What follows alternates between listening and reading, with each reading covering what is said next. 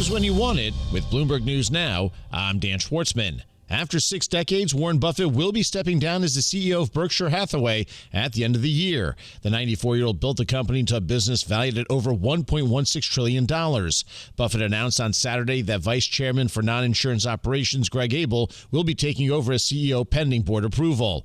Last year, Berkshire's collection of companies generated over $47 billion of annual operating earnings. Bloomberg's Jeremy Hill talked about what this means for the future of Berkshire and how Abel will run the business. Obviously, Mr. Buffett chose Greg to succeed him because he likes the guy, and he sees some great qualities in him, but they are a little bit different in how they approach the business. Abel is very much known for his operating ability. He runs businesses really well, while Warren is known for being a fantastic investor. And so they've taught each other many things over the years, and during the question and answer session Saturday, Abel said repeatedly that when he does take over the firm, because he didn't know he was going to be taking over the firm so soon at that time, he said that the philosophy of the way Berkshire runs isn't going to change at all. But people will be watching closely to see if he makes any more acquisitions. He's thought to be a more acquisitive manager, someone who's interested in doing deals and running companies. That's Bloomberg's Jeremy Hill. Voters in South Texas have approved a ballot measure by a margin of 212 to 6 to allow Elon Musk to establish Starbase Texas as its own city.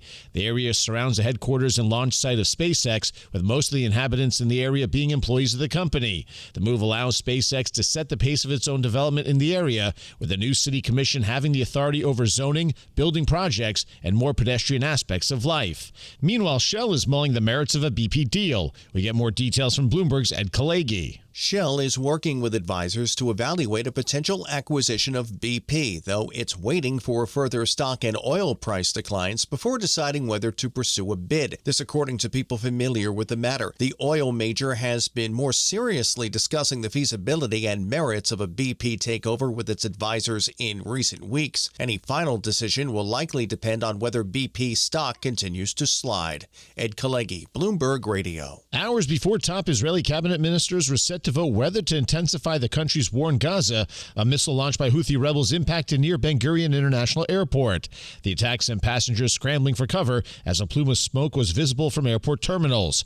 Police said that air, road, and rail traffic was halted following the attack, but resumed after about an hour.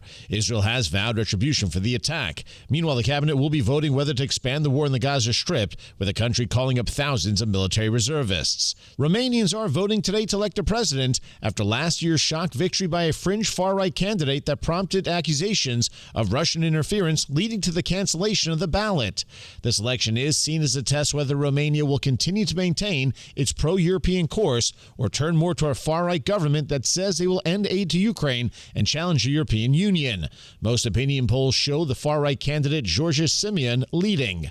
According to a Xinhua report, Chinese President Xi Jinping will pay a state visit to Moscow from May 7th to the 10th and will attend the Great Patriotic War victory celebration marking the defeat of Nazi Germany.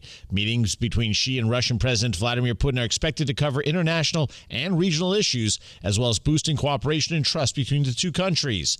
The Kremlin says the parties plan to sign a number of bilateral, intergovernmental, and interdepartmental documents as well. London's Metropolitan Police have arrested 8 men, including 7 Iranian nationals, in 2 separate counterterrorism investigations in the United Kingdom. 5 of the men were arrested for suspicion of preparing a terrorist act, while the others were arrested under Section 27 of the National Security Act, which permits the police to detain without a warrant anyone suspected of involvement in foreign power threat activity. According to police, the 2 investigations were not connected. Sovereignty has won the first leg of horse racing's Triple Crown, winning the 151st Kentucky Derby over the 3-1 favorite Journalism. The win was worth $3.1 million from the $5 million purse. That's news when you want it. With Bloomberg News Now, I'm Dan Swartzman, and this is Bloomberg.